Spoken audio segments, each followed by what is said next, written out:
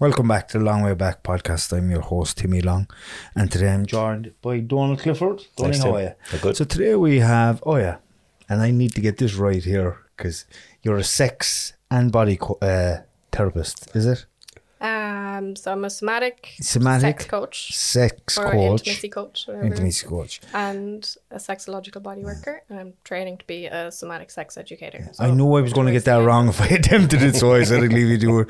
But Donal actually had a conversation with me there recently. He said to me, we have to get this lady on. I done some work with her. She's fantastic. So here we are.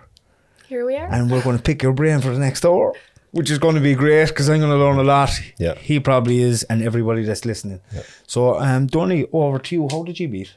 So, I think, as far as I remember, Ayah reached out to me and we had a chat on the phone and we met and we hit it off straight away. And we kind of had the same ideas of kind of what people needed and kind of what was missing in terms of therapy in Ireland. And I'd never heard of Ayah's work before. And then when she explained it to me and she gave me a book, I found it very interesting. And so I'm giving a synopsis here. And then I got Ayah in to do a group and automatically could see the kind of the benefits of it. So what kind of people do you work with? What would their reasons be to come to you? Yeah. All different kinds of people. Okay. It's really like a wide spectrum, but most people like that I've been working with have been men actually. Okay. Yeah. And what are they seeking? Lots of different things, but you know, what people are seeking when they come to me for isn't always what we're actually working with. They're probably going to you looking for an answer. Yeah. In some way, basically. Yeah, they are. Yeah. But like, you know, people come with trauma. People come with porn addiction, with, you know, never having been in a relationship before and being at a point in their life where it's really scary because they've waited so long and, you know, they don't have the confidence to go out there. They come with a lot of shame. Okay. Yeah, shame around their sexuality. Sexual practices, sexual experiences, sexual beliefs, all that kind of stuff. All of that. Yeah. And maybe some people I'm noticing are maybe over-programmed in certain ways and they kind of lose, say, like spontaneity or don't really understand intimacy. And would that be the kind of things as well that you would help people with? Yeah. It really is so varied, you know, like people come with all sorts of different things, but there's always themes. There's always a lot of shame, usually. And a desire for something more.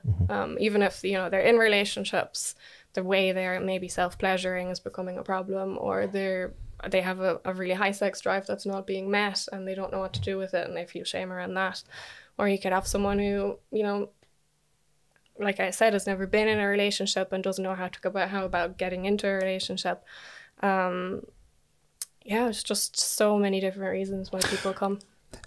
And what's jumping out at me is an example, a friend of mine there who has probably a very high sex drive. Yeah. And maybe their partner or wife doesn't have the same, drive as them. That causes a lot of issues within relationships. Yeah. And I think it's more prevalent. Because we've been so culturally conditioned to believe that, you know, our partner needs to fulfill that need. And we've been so shamed around having self-pleasure practices. You know, like the word masturbation comes from the Latin root to defile. Why do you think? To defile yourself. Why do you think we're so shameful around because the minute you're born, you get told, don't touch yourself. What are you doing? That's dirty.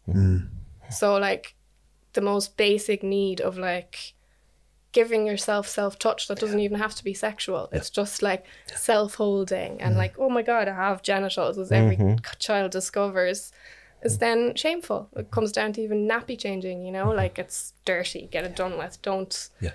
And it's so rooted in us, in our psyche, in our bodies, that it's shameful. Yeah. You don't do that. You know, if somebody's listening, no one can completely relate to what you're saying. What would be the first step for somebody to maybe change that kind of shameful side of themselves? The first step to to work with the shame.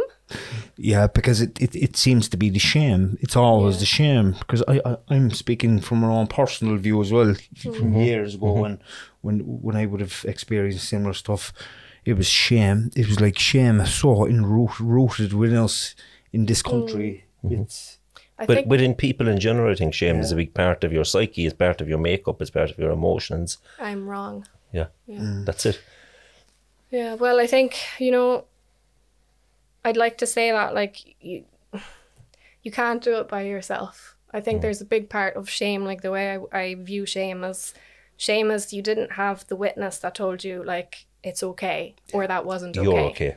You're okay. Yeah. But, like, something bad happens to you, and it's not actually the bad thing that happens to you, but if you don't have someone that's there going, that wasn't okay, or that gives you the reflection, the mirroring, then it roots as shame. So, like, if you're talking about, like, masturbation and relationship to your sexuality, to your erotic self, to your body, if you want to shift your relationship with that, you have to go to places where there's different views, where you're leaving that old circle of this is the only way to relate to yourself like that. You might need to go and see a therapist or a coach, or go to a group where you can discuss it. It's so important, I think. Yeah. There's to be things you can witnessed, do I think, yourself. isn't it? It's kind of like witnessing. To be witnessed. Yeah. I think to be witnessed is one of the most powerful things of all the tools that we have as therapists, as coaches. It's the relational safety and the witnessing that happens when you're taking yourself out of the box and you're allowing yourself to be authentic, to be seen, and then that's when shame shifts. That's been my experience anyway. When you allow yourself to be seen, to be vulnerable and to be authentic, and you realize, oh, there's so many other people that feel that way. It's not just me. And then together you can shift it. But to do it alone, you can. I mean, you can incorporate, like, self-pleasure into your own life and take it out of the, we're so conditioned to, it's something you do behind closed doors, quickly, as fast as possible, climax orientated, because it's often been so, you know, it's not really something that you can own. Like, it's something you have to hide. You grow up having to hide it. So that's shaped our whole way then of self-pleasuring. So if you want to do something by yourself without going to see someone, you can always take your self-pleasure practice out of the box, which means maybe try self-pleasuring without touching your genitals for 3 or 4 weeks and see what happens. Like, you have a whole different, you have so many erogenous zone in a whole body that a lot of the time is completely ignored because we just go straight for the climax and the orientated, the gentle touch. And yeah, do you know, you know, there might be a lot of people listening to what you're saying here, and they might just have the belief that that's the way they're born. They're born with the shame. They're born with that belief that it's not right, you know. And some people mightn't even know how that was developed into them. You know, what are some of the ways that a young person will develop the beliefs that you're not to touch here, you're to stay away? Would it be because it's hereditary? Would it be because it's passed down through family generations and stuff like that? Well, or the culture, or the church? The church has affected it massively in Ireland. Culture in itself, like family, there's generational trauma and things like that you can look at as well. But I think in Ireland particularly, you know, the church has had a huge impact. But also then culturally, like, it just begins with your family, their attitudes towards their own bodies.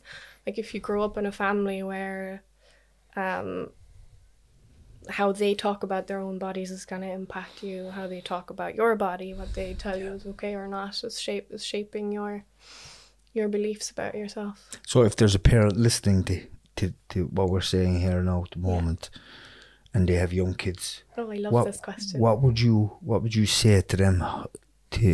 What kind of behaviours would you ask them to implement within their relationships with their kids so they won't have these kind of shameful beliefs when they get older? It always begins with yourself. So if your child's coming to you and asking you a question, And children are super attuned. They sense if something's up. So if you're like, ooh, ooh, you like, they'll sense that completely. So preparing yourself for the conversations and the inquiries that children naturally bring, because they're curious and they want to know. To ask yourself, if my child is going to come to me and ask me this question, what's going to happen for me internally? What am I going to feel? Where's the contraction in my body? Am I able to be present and be like, either maybe it's not the right time, maybe this is a question we can talk about in a year or two. And if they feel it's the right time, just being authentic. And I find what I find helpful is to use nature as examples, because nature is really natural. So if, depending on the age of the child, being able to use metaphors, like, it's like if you put a seed in the soil, you know, that's like putting the seed in the belly, like just using things that children can understand. But when it comes to the shame part, if children are coming to ask questions and they can see that you're ashamed, they pick up on that immediately. So they do, because they can feel it. And it starts so much earlier than the conversations about like sex. It starts about conversations about, you know, if someone hugs you, do you want that or do you not want that? You know, you can say, no, I don't want to hug Uncle Johnny. You know, that's okay. Like to teach them consent from a much earlier age, because it starts... To own their own experience, their own wants, their own needs, to encourage that. Exactly. You know, yeah.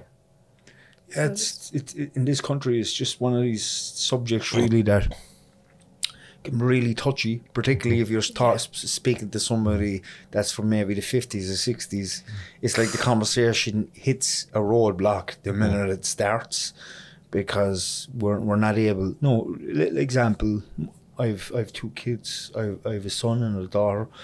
And I'd love to be asked questions about whatever my kids, because I'm being very open and honest, and I'll answer it in any way I can. Yeah.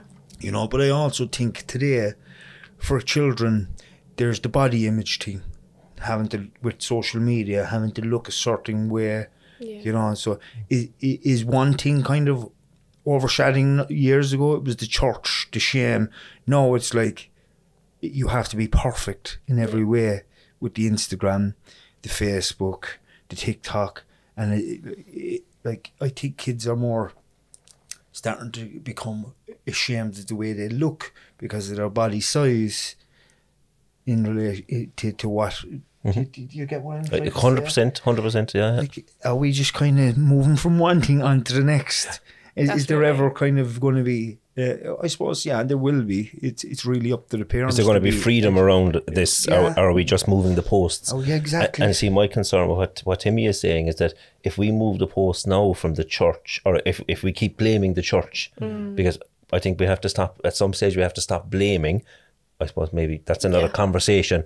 But what I'm picking up from what Timmy is saying is that, are we just going to move now to social media and looking back and blaming social media, and maybe not as adults today taking ownership ourselves? Like, what's our responsibility here today? Like, we understand things have been wrong in the past and very, very wrong, but are we just going to, in 10, 15, because I think it's already happening that we're kind of blaming social media but taking no accountability ourselves. No. Does that kind of tie in with, would that make sense to you? Yeah, well, Makes sense to me anyway. Yeah. You got the words out of my head. You went in there, just moved them all around. We spent too much time together. Well, yeah, it's easier to blame than to take responsibility, definitely. But I think people don't know how to take responsibility as well. As in, they don't know how to do the work sometimes that needs to be done, to be with your own shame, to then support your kids. And can I say, just for example, if we had to come away, so if we could give somebody something today, okay, and we had to come away from shame a small bit, right? If you had to say you have an adult today who's listening, and forget them even having kids, right? But just for an adult themselves, okay? Because I think the conversation it can go many, many ways, and I think we can try and do something today for kids without having it done ourselves. So if you're an adult out there who's listening, okay, what would you be saying to them? If you met me today and we were just having a chat and I said, look, this is something that I want to develop for myself, what would you be saying?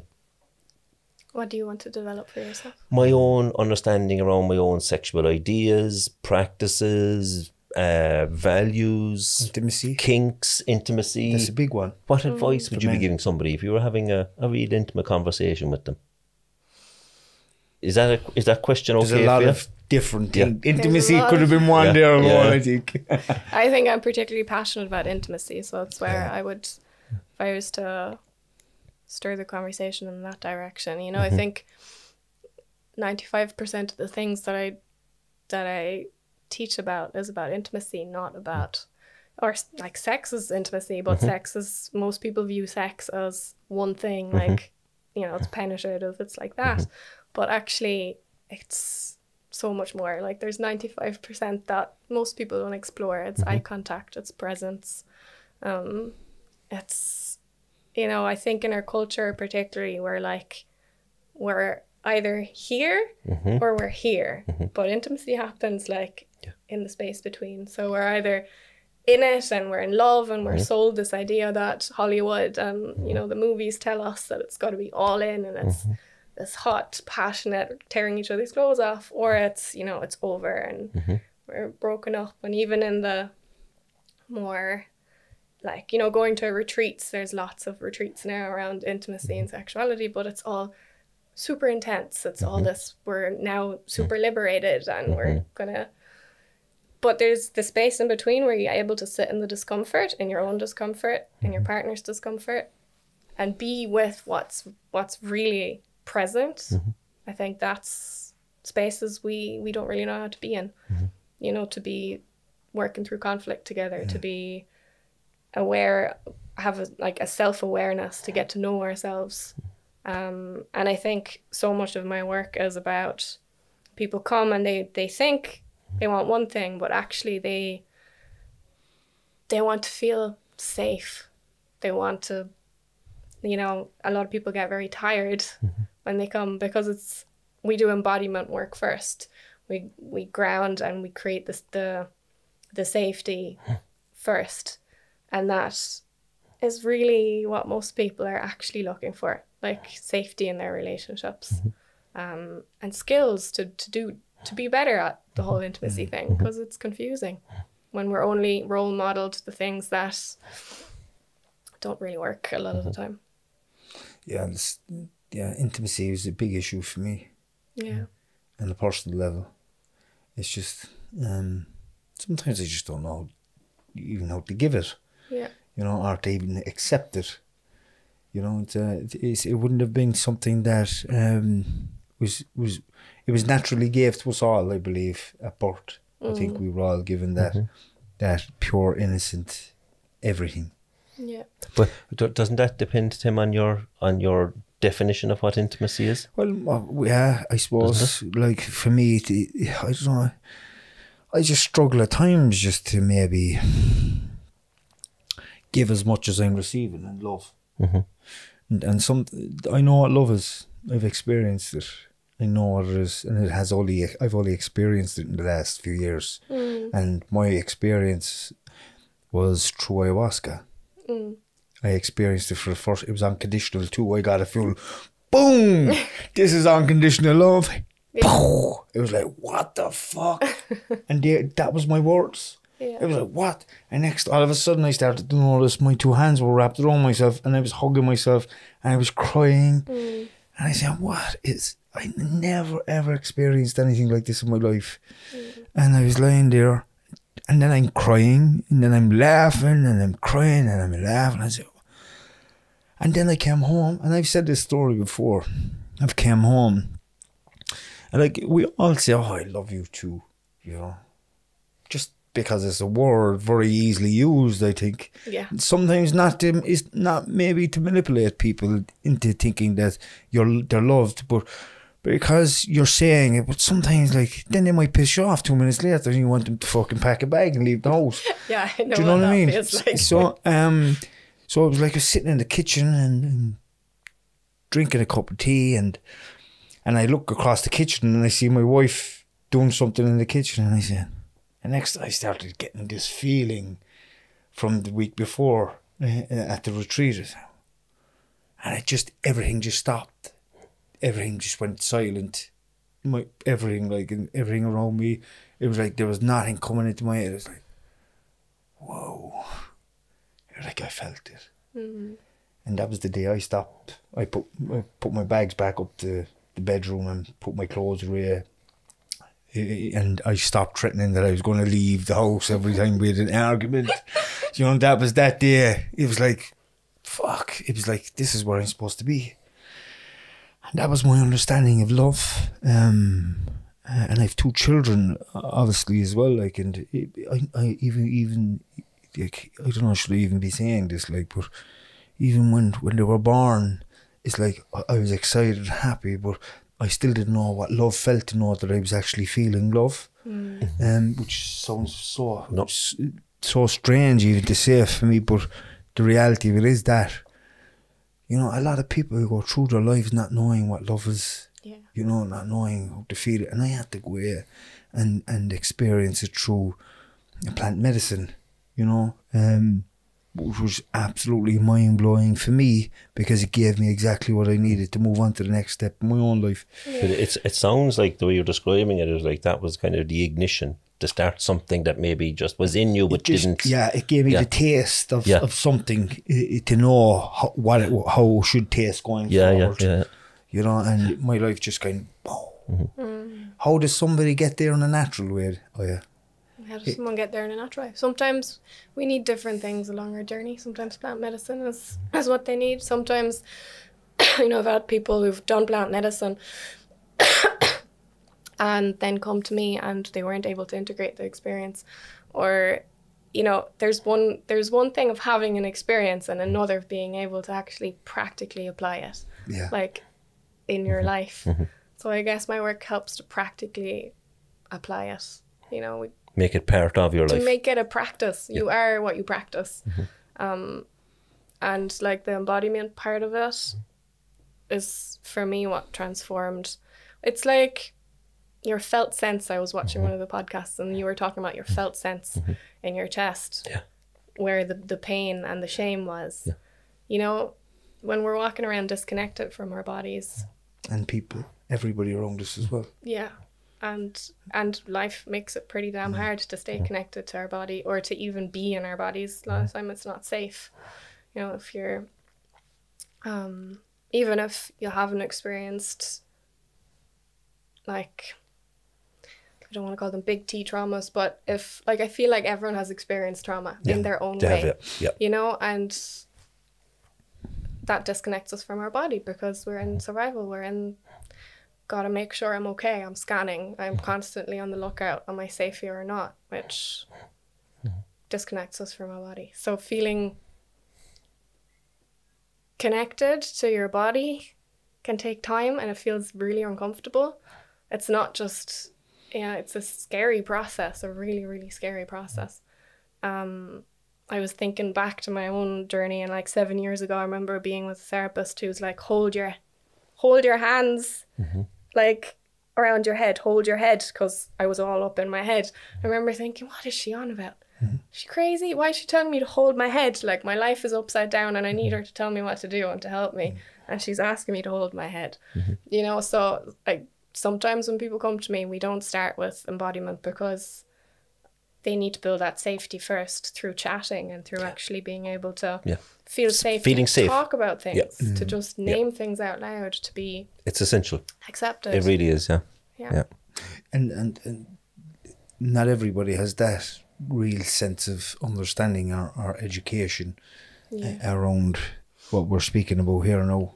A lot of people, like, I know a lot of people in my life, and they'll probably never reach an understanding of what it's like to really kind of live in the present moment and, you know, and experience these beautiful things, they kind of inwards to the body. I remember a few years ago I was doing a bit of work with Donal, and the inner child work was really difficult for me at the start, because any time I would go back to my young self, I had the picture, the visualization in my head, I would be kicked. I would be screamed at, I would be pushed, you know, and I kept going back, and I never went there with anything but just kind of love for my young self, and just standing there, not pushing him, no kind of, come on, you have to get over, none of that. It was waiting and just leaving him know that I was there. And if I went back to this young self now, right now, I'd go back and he'd come to me, he'd play with me, he'd sit on my knee, he'd hug me.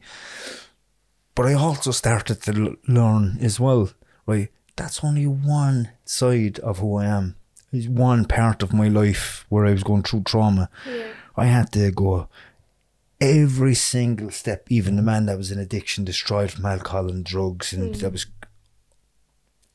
completely off his game. I had to go back to him and meet him at his place as well, because he was just as much stuck as the young child was. Yeah. You know, and how important is that kind of work, the inner child work, around going back and allowing yourself to love your young self and give him the attention? And you said it well ago, giving him the attention and maybe that healthy adult in their life to kind of guide them into saying, oh yes, this is okay and this is not okay. You know, how important is it for us to do that? Because the work starts back there. It doesn't start right here. For me, the progress came when I started going back here and loving this child and talking to him and explaining, and you know, it wasn't an easy process either. You know yourself. But would you advise people to do something like now? I would definitely recommend it, to get some therapy and have somebody to work with that and find a safe space as well. Yeah. You know, safe space was a very important thing for us, wasn't it? To have that little safe place, that place that you can go to when it gets a little bit difficult when you go back here. Yeah. You know, may it be resourcing. Yes. Yeah. So what would you think? Yeah, it's parts work. Working with your different parts is super, super important, I think. So I did a lot of parts work, like therapy work as well, before doing this training and doing the work that I do now. So they weave together beautifully. They complement each other. That's why I love, you know, I always, depending on the client, but I always tell them, you know, it complements each other with therapy, or you need to, like, I know that with certain clients, I'll recommend that they go and see a therapist alongside my work, so they can have both.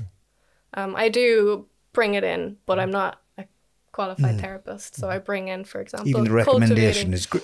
Yeah. The recommendation, but like, you know, cultivating a compassionate witness. Yeah. That actually is so powerful. Like, when you're coming with something and I'm the compassionate witness in the space, in the mirror, but they also have a part of themselves that can be a compassionate witness, the adult you to the younger versions of you, or to why you're feeling that shame, why you're experiencing what you're experiencing. And when you can have your own compassionate witness there, then when they leave the room, they still have that part of themselves that can hold themselves, that can be with that.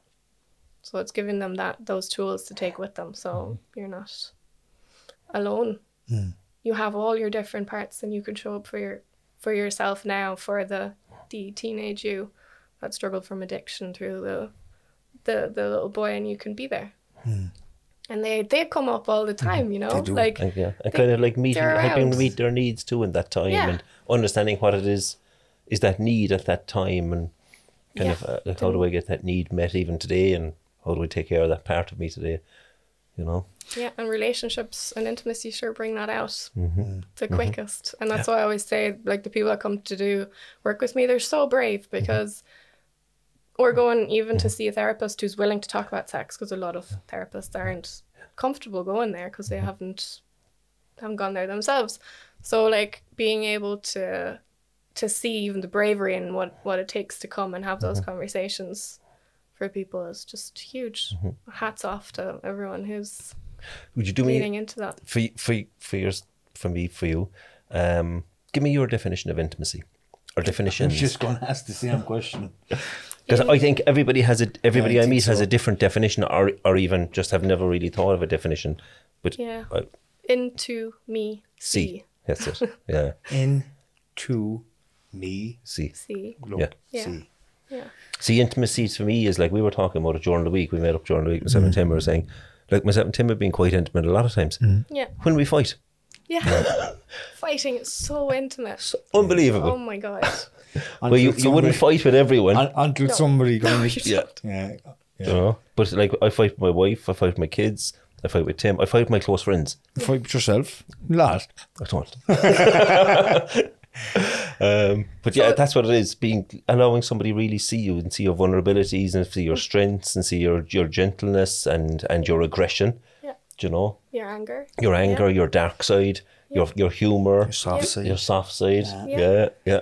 Your darkest thoughts. Yeah, that's what intimacy is to me. Yeah. It's seeing all of me, not just kind of what I walk around portraying. That's powerful. You know, Yeah. because we do walk around portraying something or trying to portray something. You know, I know in the height of addiction, other people walk around it kind of like, I'm so hard. Yeah. Inside we're all terrified. Yeah. Do you know, but we hide that part of ourselves. Yeah. You know. I remember the first time I left my kids see me cry, watching a film, and like there was a side of me didn't want them to see me because they looked at me as your dad and their hard man, and there was that side, but there was this side, and my son was like, You're broken. and he went up to his mum and he, Mum, what's wrong? Is my dad okay? Like whispering in her ear. She looked at him. Yeah, he's just sad. It's just sad for what we're watching. I think it was something like to do with a dog. Dogs always get it for me. Yeah. Or an animal. And it was like, yeah. And then I said it to him afterwards. I said, listen, it's okay to cry. Even for me. Because I am a big softie. You know, I am a big softie. There's two sides to us. Like, there's the protection mode. That's going to protect the young child. You know, he's always there to protect. You know, and unfortunately, it can be quite aggressive. Yeah. You know, Oh, yeah. but then there's the other side. There's the other side who just wants to just get on and just be loved and to love.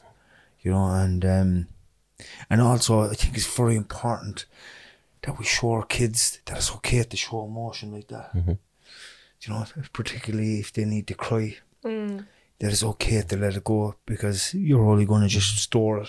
Or to be angry, Yeah. isn't it? Yeah. Yeah, allow them to be angry, allow them to see us be angry. And Yeah. it doesn't mean that it's the end of a relationship, you know, it's just another bump in the road. Yeah. You know? I just think that most people don't get taught that you can actually have the most intimate relationship with yourself and that's where it begins. We outsource. We get taught to outsource from a very young age. So we don't know ourselves and we don't know how to be intimate with ourselves. What do you mean outsource? What does that mean? Yeah, we want that from the other person, you know, or we outsource to in other ways. But usually, like romantically, it's onto partnerships. So my partner needs to meet my needs, but we don't really know how to meet our own needs Or what they are. or what they are. Yeah. Or what's missing in the moment. Or, Yeah. Yeah. Or what we really want, what we really like, what we don't like, how to express what we don't like, how to ask for what we want, how to receive. Like receiving is not easy for a lot of people because we have a lot of protection that stops us from feeling safe to receive. A lot of people are probably listening to what we're saying here now and saying, I don't feel like I know what I want for myself. I don't know what I like. I don't know how to give myself time. I don't know what I need. You know, like you said to me there before we started here today, you said, after here I'm going shopping for myself. Yeah. And I said, Jesus Christ, I haven't shopped. I can't remember the last time I went away and bought clothes. This stuff what I'm wearing, my wife either buys them for me or they're just in my wardrobe forever because I spend most of my time in my working clothes anyhow. Yeah. So, but then I was thinking, in order for me to actually know what I want and what's good for me, I need to sit with myself and be still and say, this is what I need. Or just go and look.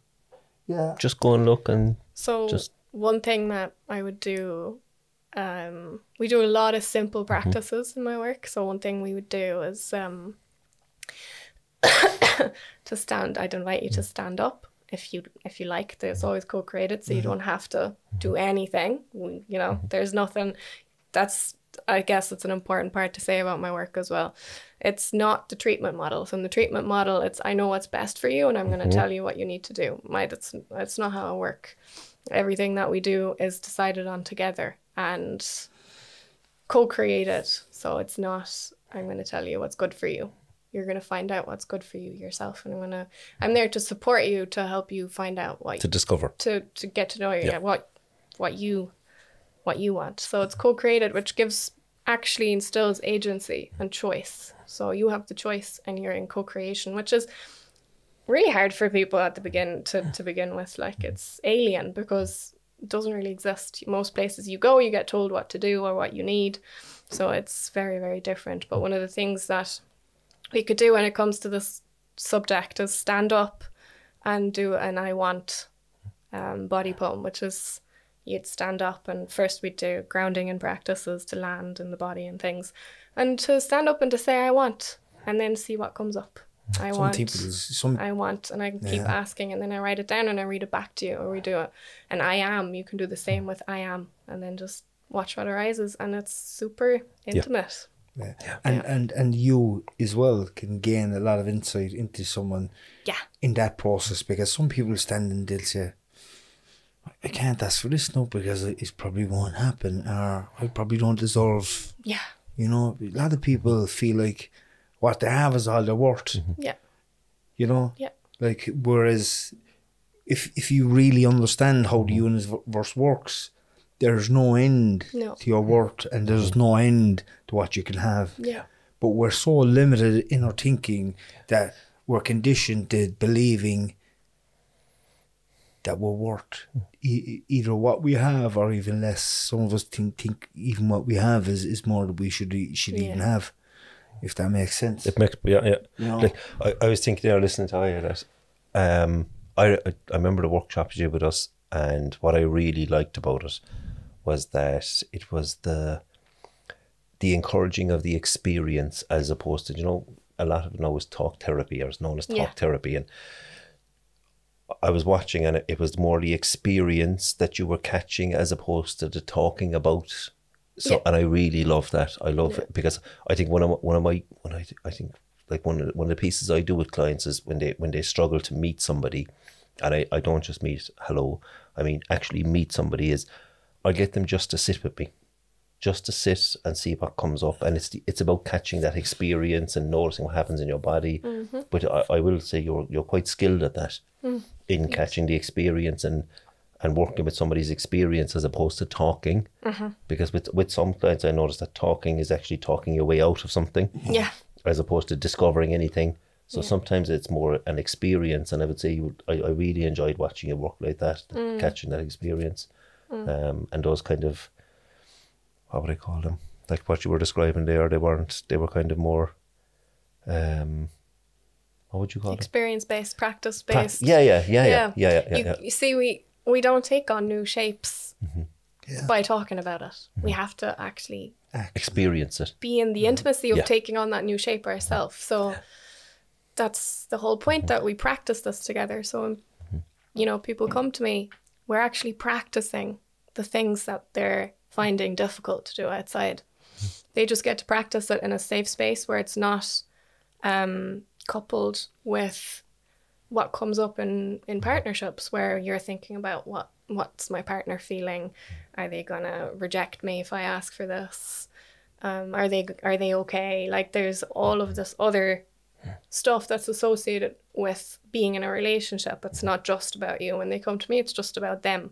It's not about me. I'm just there to facilitate their learning and what they want to learn about. So then we practice things that they want to practice, and that's the beauty of it. Like, because you can actually you can install it and apply it practically. So then you have the memory of it in your body. You're walking away with, not just in your mind or your thought or what you think it is. I've done that already. I've asked that question already. It's landing again, kind of somatically. And then, as opposed to trying to work it through in your head, you kind of it's like Timmy was saying about love, but he had to have that experience of, like back in the day, it was ecstasy. When people would take ecstasy, and say, Jesus, this is what love is. No, it's you know, it's just that one experience. Go, okay, this is familiar now. Yeah, it's familiar now. It's not as scary as it was before. I didn't die. Yeah. I did it and I didn't die. Yeah. Okay, maybe if I do it another 3 or 4 times and I don't die, maybe it's safe enough that I can have a boundary outside of this room. Spot on. Yeah. Maybe it's okay to say no. Yeah. You know, next time someone asks me and I don't want to do it, Yeah, it's just because you didn't die. Yeah, and I suppose how I try and work with clients is, you know, we were talking about safety a while ago, is that when they come into my office, it's developing that sense of safety and get him to look around the room, because they mightn't actually ever have really been able to identify a safe space. So, okay, so you feel safe now, and that's why you say mindfulness, body scans, all those are so important. Yeah. How do I experience safety? Like, and how do I experience intimacy? Yeah. How do I experience, as opposed to think? But where does it live in your body? How does it feel? How do you know you're safe? Exactly. Where do you feel safety in your body? And then if you felt this, say for example in my office, or you feel it in this room here, how then would I know if I'm somewhere else and I feel safe? And can I actually look around the room and can I check, and who am I with, and actually, and then noticing what's the difference between that and not being safe, and then can I check that? And that's kind of how you develop it, isn't it? It's more sense based and somatic based, as opposed to thoughts and ideas and beliefs, and you know, it's your felt sense of your experience, which a lot of time we're so disconnected from. We live in the stories that we have, but we don't live in the present, in the experience of being able to feel it, to notice it. And then you build a somatic map almost of, and you take somatic snapshots, and so I call them, like, take a picture of what it feels like right now to feel soft, to feel safe, to feel surrendered, to feel this way in your body. Take a snapshot, and then you can hold on to that, and you can remember what that feels like. Yeah. And I think one thing where I've noticed it most is with female clients who will say sexually fawn. Yeah. And Explain sexually fawn. Sexual fawning is kind of giving in for safety. Okay, so they can say, for example, I am safe in my head, but I don't feel safe, but they can't differentiate. Yeah. So they might, in terms of life threat, they might have sex with somebody because there's a life threat, even though they really don't want to be having sex. And like we did a piece around consent. And so consent isn't as simple as yes or no. Because somebody will say yes when actually the experience would say no. Does that explain it well? Do you think that captures it? Yeah. Yeah. So like I remember that night we did a piece around consent, and could you say a bit about that? If you don't know what an authentic, safe yes feels like, what it feels like to say yes and no, you can't really be in consent. Like consent isn't. There's 50 shades of different tones of grey. It's not straightforward, you know. Sometimes it's maybe, but I need to know a little bit more about what that entails. Sometimes it's yes, but actually my body's screaming no, and we're just so used to saying yes, and we're in our head saying yes. And if we're people pleasers or we're in a fright state, it's about survival. But isn't it also, like, if this is the female or the male oppositely, but is it not also up to the other person to feel what's going on for the other person? I know this is probably a hard question to answer, like, but like, I get you. Like one of it's also up to the other person, like knowing that someone's just saying something for the sake of it, even though you know that they don't genuinely want to have sex or something. I think there's just, it's so, like, from my personal experience, like, I often felt it from my wife, if she was just, as she says, taking one for the team. I don't know, I don't want to feel like that. I don't know if, like, it's not, it's I don't. Then you have to develop that attunement, you see. I'd have like, you have to be attuned to your partner, and sometimes we're not attuned. And even when, like, we have the best of intentions to be attuned to our partners, she's actually going to kill me for saying something like that. we might not be. So, like, it does come down to personal responsibility, and I say that for myself because I spent years in relationships where I very easily just checked out and was thinking about the shopping when I was intimate, and I was completely disconnected from my own pleasure. And, you know, and then we blame our partners for not being attuned or not being aware or not, you know, and men get a big wallop when it comes to those things, you know. When, they take it really personally, don't they? no, but they also, in society, I think they get the blame for not being attuned, for not knowing, for not being aware.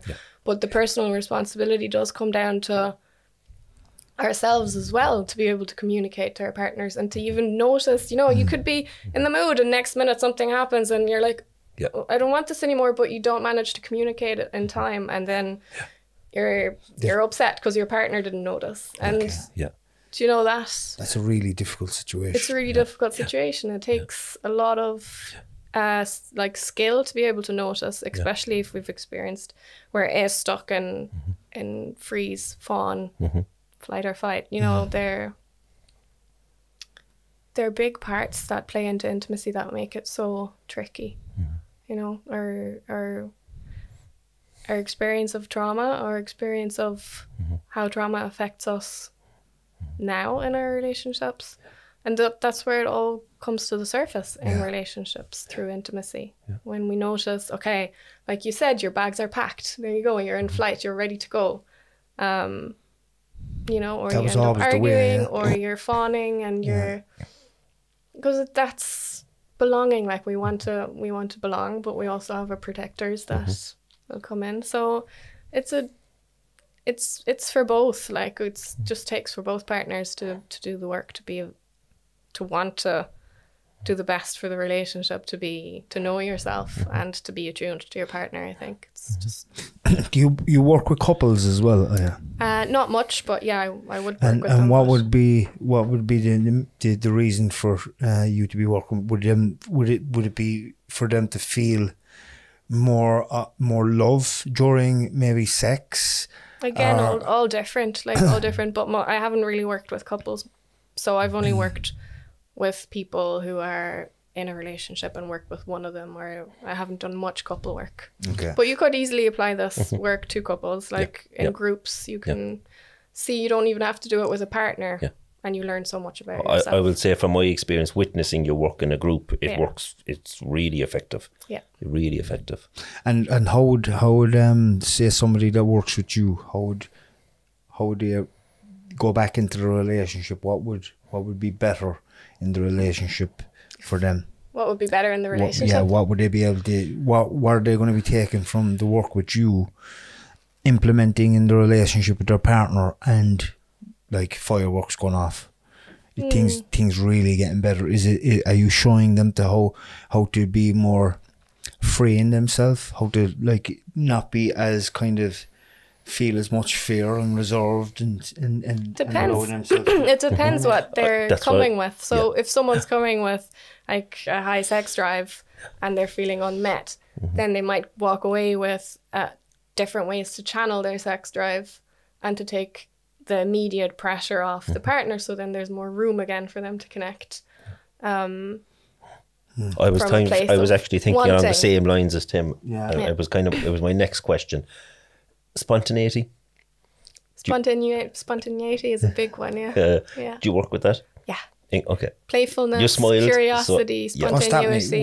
What does that mean in being kind of spontaneous in when you want sex? No, not just sex, but in Jesus, I would say in everything, but kind of romantically, sexually, just in a relationship is kind of. It actually goes much deeper than that. It's like, whether you're in a relationship or not, if you can feel safe enough to be in yourself, to be spontaneous, it means you've come to a place where you're able to actually feel safe enough to do, like, it's take a risk. To take a risk, but also to, do you know how dogs play?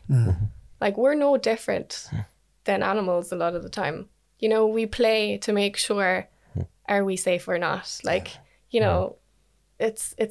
is it safe to play? Is it safe to be spontaneous with you?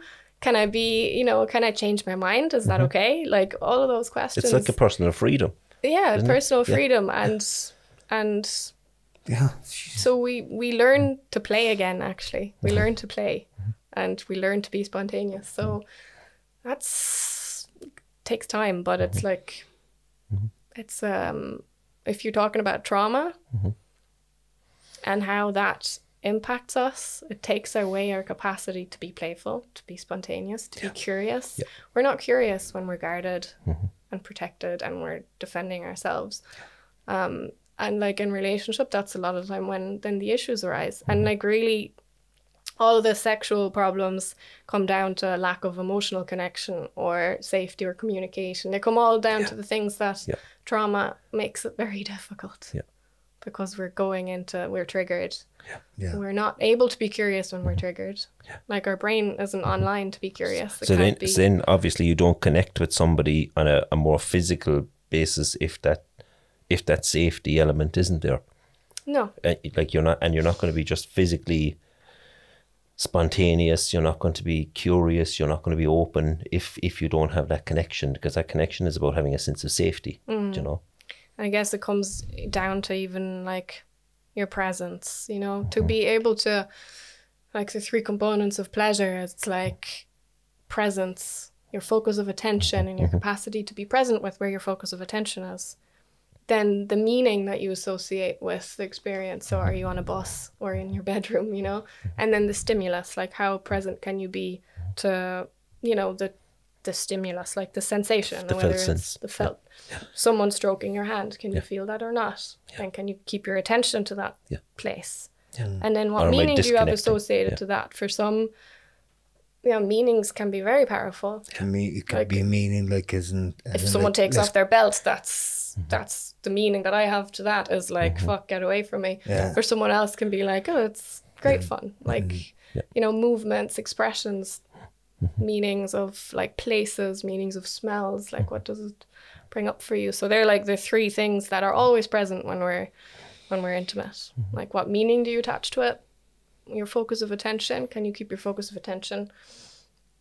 And do you think this is your own personal opinion here now, do you think with young kids looking at porn so young today, all these things like intimacy, trust, you know, consent, all these different words, do you think they're completely misunderstood? Do you think they'll because they're catching it at such a young age and it's kind of, they're being brainwashed by how it is for a man and a woman to be together, because most porn can be very rough. You know, do you think it'll have a massive effect in years to come and we'll see? Yeah, I think it already has. I think it's, you know, there's always 2 sides to the experience, to the tools that we have. So social media, depending on what platforms are on, can be super educating and super, you know, can be wonderful because kids are actually getting the information that their parents might not be able to share with them if they're on the right kind of the right kind of places. But if they're in the following the stuff places. And the not so great and the very then like porn doesn't show you how to be intimate. No, it doesn't show you what consent is. You know, it doesn't show you the love story before people actually make love or anything like that. It's just shows you the rough and ready side of it. Well, the actual physical. So for some people, it's quite useful that they actually learn different ways, as opposed to maybe their sex lives might become quite straight and vanilla, and they might just need that maybe something. So for some people, it can be quite beneficial, but for a lot of people, I think it does a lot of harm. And particularly kids, young kids. Well, it's definitely, for me, it comes down to age, like that you can have access to some of that stuff, but to me, it's and how the brain is developing and what they're seeing and what they're understanding without any form of sex education. That to me is hugely damaging to kids. Hugely, it's scary. It's very, and I think most places. I think I think the UK are definitely moving ahead of us again. But I think here in Ireland, it's definitely a case of we've washed our hands of it, and like even some of the laws that they're bringing in around it are definitely ain't. They're not enough. Like they're not enough for what kids have seen and are seeing, and we're finding it very easy then to criminalise them or demonise them. But you're demonising kids. That's what you're doing. You know, without protecting them, I'm quite passionate about it, so I'm not going to go off on a rant about it. But I just don't think there's enough adulting happening when it comes to this kind of stuff. Like, there's not enough adults present, and we all know that how hard it is to cultivate our own adults when there's just, you know, when we don't have, we haven't done the reparenting, and then we're expected there's nobody to steering parent. the ship around it, really. No. There isn't. It's kind of have at it, and we'll see what happens. And it's frightening, and I think it is. Yeah, it's going to hugely impact. Yeah. So, what are you doing these days? Are you?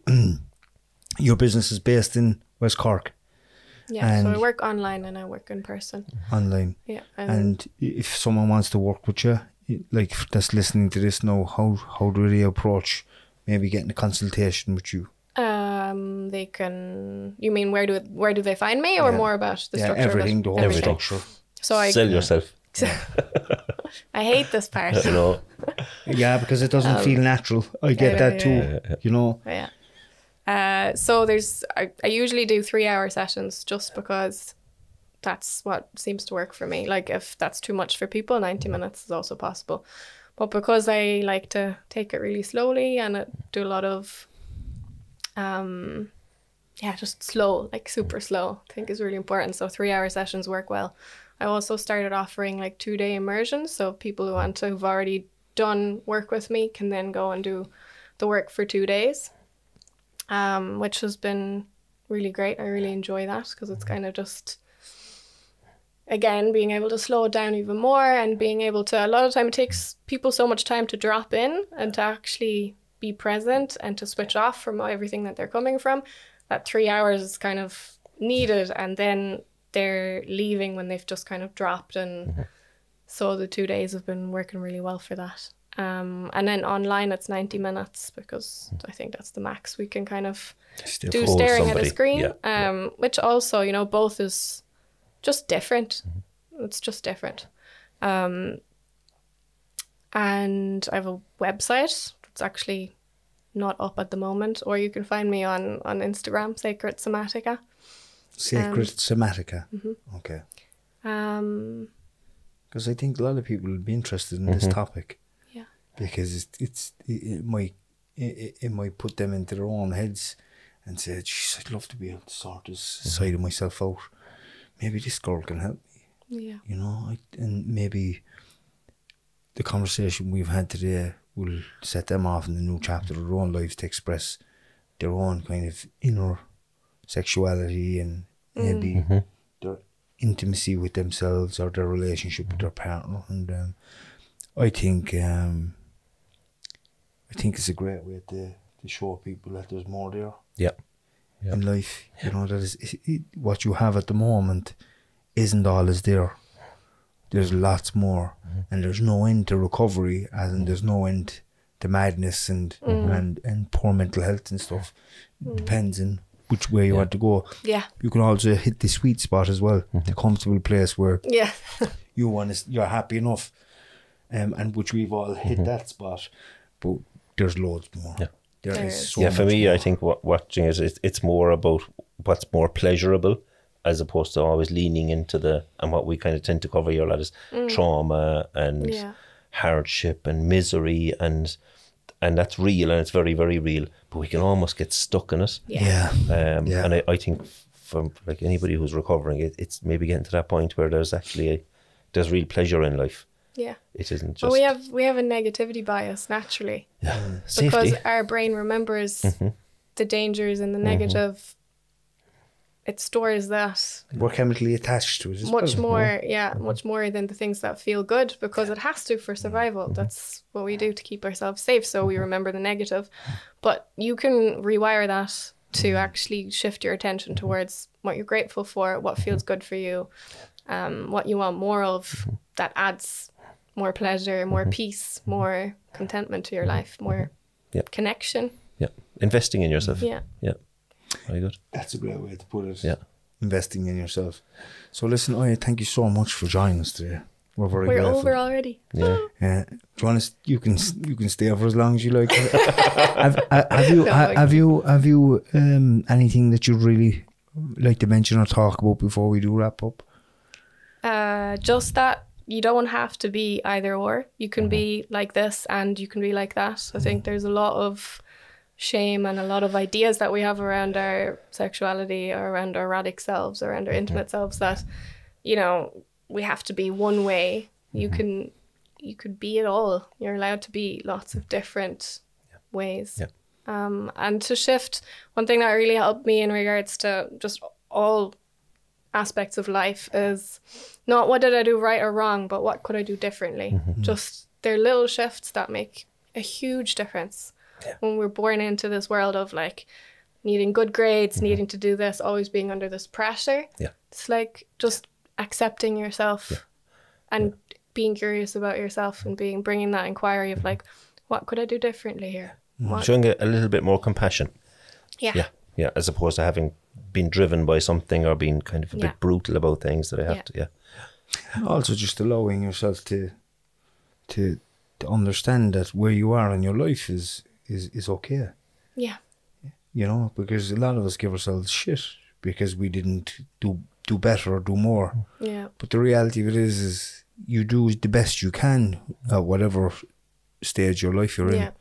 You know, and I'm a big believer of that, because of my own experiences and having gone through what I did go through, I know I couldn't have made any better changes at all the mad areas of my life. And they needed to happen as well for me to feel enough of pain to actually say, I can't do this no more. Those things needed to happen for me to actually hit my knees and hit the floor hard, so I could feel that real strong emotion that would push me back up and give me an opportunity to get my life back on track. Yeah. You know, and I think that was very important. You know, you have to be able to take radical responsibility and bring radical acceptance to yourself. Like, I just love, you know, being able to be with what is. Like, being able to offer yourself radical acceptance of, like, I did my best with what I had, with what I knew, with... That's powerful for somebody to have that built into them. That was one of the first things we built in, is to say, right, I actually done the best I could. Yeah. You know, like, I didn't know any better. And when you know that, and you can only know that because of your own experiences, your life experiences, you can only know that when you wake up. It's like waking up. You were asleep, then you wake up, and things change. Can I leave us with something just for my own, just listening to you there, thinking about people maybe who are listening who are in recovery from maybe addictions, or people, I'd say people kind of just in maybe darker areas of life, not to primarily focus on what's tough, but like you have to find a balance with working through what's tough, but also what's pleasurable. You have to, if you're going to remove something, you've got to replace it with something else. So you've got to find pleasure in your life. You've got to find fun. You got to give yourself something to live for, not just something to run away from or move through. That there's kind of, and we forget that today. We become very driven by money, or I have to be at a certain place. That I if somebody who's listening might just take that away as well, because that's kind of, that's healing. Name one or two things as an example. For example, like something that you'll find enjoyable just for you. Like I love fly fishing. A friend of mine taught me how to fly fish. I don't like entering competitions because I lose that, because I'd become very driven about. So it's about, I'm going there for the pleasure of just sitting in a boat in a lake for the day, watching the scenery, just having peace, absolute peace. Some people, like, it's about fine dining. It's about friendships. It's about just going for a cup of coffee. It's about going to see the likes of cycling, walking. Something that I'm going to do for me that's quite beneficial and pleasurable and good, and that it isn't based on finance or prestige, or it's just something for me that to me is what healthy recovery is I'm not just going to focus on what's bad in my life or what's wrong in my life. I'm going to focus on that, and I'm going to work through it while also developing new ways of being in the world. And, you know, that's, if I could leave somebody with that kind of thought. Yeah.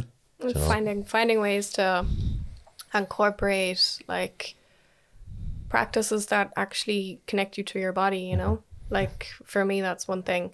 when people come about intimacy challenges, the embodiment piece being like, what actually makes you feel good in your body in your daily life? You know, do you do martial arts? Do you go to the gym? Do you have a passion for food? Like anything that's cycling, hiking, dancing. You're in your body singing, during all things these that- moments. Give you time to do that. Yeah, give yourself time to do that. Yeah. Yoga, Pilates. I love yoga and Pilates. Yeah. I love it. But oh yeah, thank you so much. Thank Yeah, you. And it's really been appreciate a it. great Thank you so conversation, much. and we'll definitely get you back because be I think great. there's definitely a round two to this this conversation. So thank you, and Thank you, thanks to guys. Donal, And and thanks to everybody. All your information as well will be at the bottom of the link for the podcast and all the platforms. If anybody wants to reach, you can find our information at the bottom. So we leave it at that. Thanks to Tony. thank you so much, guys. So listen, thanks to everybody, and if you have any of I won't say issues that we mentioned today, if you have any of these things going on for you in your own Questions or personal life, comments or listen, you know where to go. Either send us a message or an email or contact Ayah personally, and or we can start help your you own contact journey. her if you're struggling. Contact her. We can help you and start contact your her. own journey. Yeah. Start your own journey where we all have been at one stage in our own lives, and you look back in whatever 5, 6, 7 years time, and you'd say, "Jesus, the best fucking podcast I ever watched," because it gave you that I remember. that ignition to move. So listen, God bless, mind yourselves, and take care. Bye bye.